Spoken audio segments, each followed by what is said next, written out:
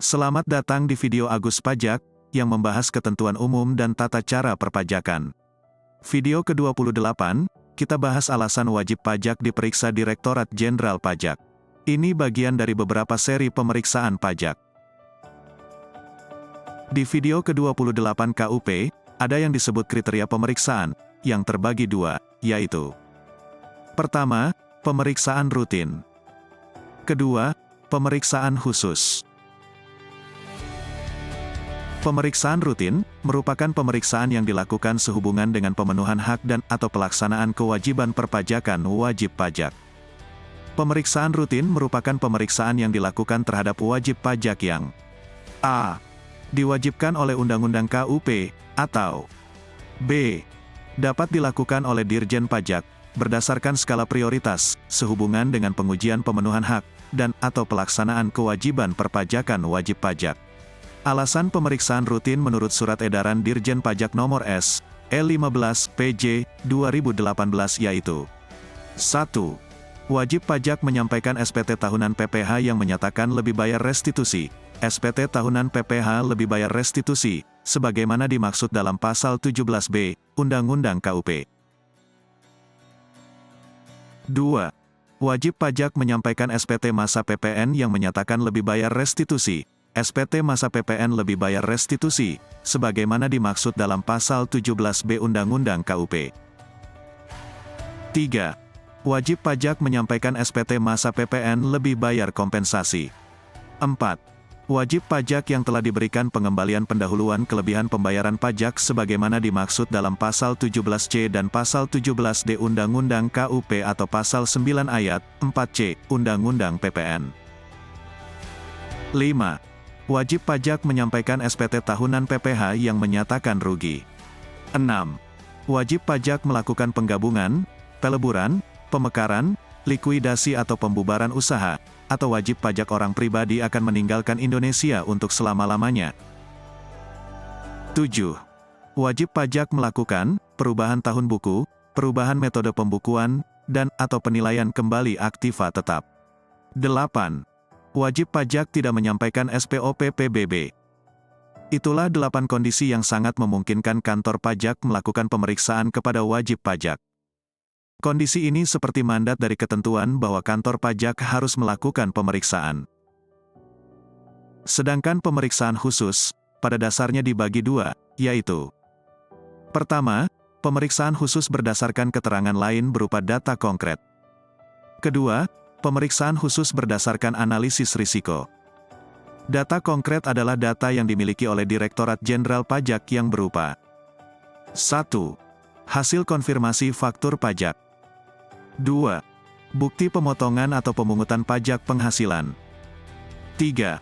Data perpajakan terkait dengan wajib pajak yang tidak menyampaikan SPT dalam jangka waktu yang ditentukan Undang-Undang KUP dan setelah ditegur secara tertulis surat pemberitahuan tidak disampaikan pada waktunya sebagaimana ditentukan dalam surat teguran, dan/atau 4.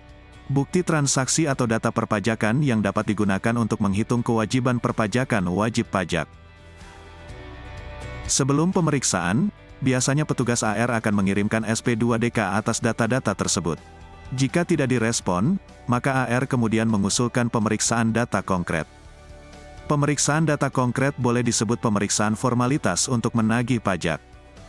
Misal, PKP telah menerbitkan faktur pajak, dan lawan transaksi sudah mengkreditkan faktur pajak tersebut. Penerbit faktur pajak belum lapor. Maka yang dilakukan pemeriksaan data konkret adalah penerbit faktur pajak supaya melaporkan faktur pajak di SPT PPN. Jika dalam jangka waktu yang ditentukan tidak lapor, kemudian ditagih dengan surat ketetapan pajak setelah pemeriksaan data konkret. Adapun pemeriksaan khusus berdasarkan analisis risiko, sekarang ini berdasarkan SP2DK yang tidak direspon dengan baik oleh wajib pajak. Usulan pemeriksaan karena SP2DK tidak direspon dengan baik, akan masuk ke DSPP, Daftar Sasaran Prioritas Pemeriksaan, yaitu melalui jenjang berikut. 1. DSPP usulan dari KPP yang berasal dari Daftar Sasaran Prioritas Penggalian Potensi, DSP3, yang akan dilakukan pemeriksaan.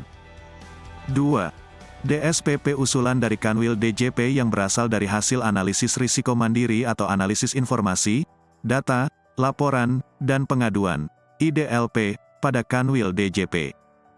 3. DSPP dari Direktorat P2, baik berdasarkan analisis risiko mandiri oleh Direktorat P2, maupun data yang berasal dari pihak lainnya, seperti Compliance Risk Management, CRM. Analisis IDLP. Aplikasi ProWeb. Center for Tax Analysis, CTA. Analisis joint audit dengan pihak lain.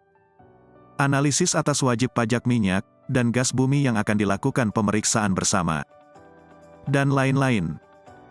Dengan banyaknya sumber pemeriksaan khusus itu, maka tidak semua usulan pemeriksaan yang berasal dari SP2DKA akan diterima menjadi pemeriksaan.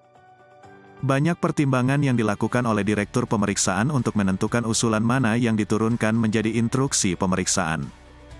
Instruksi pemeriksaan diterbitkan oleh Direktur Pemeriksaan langsung ke Unit Pelaksana Pemeriksaan, UP2. UP2 bisa kantor pusat, Kanwil DJP, atau KPP. Di antara pertimbangan untuk menerbitkan instruksi pemeriksaan.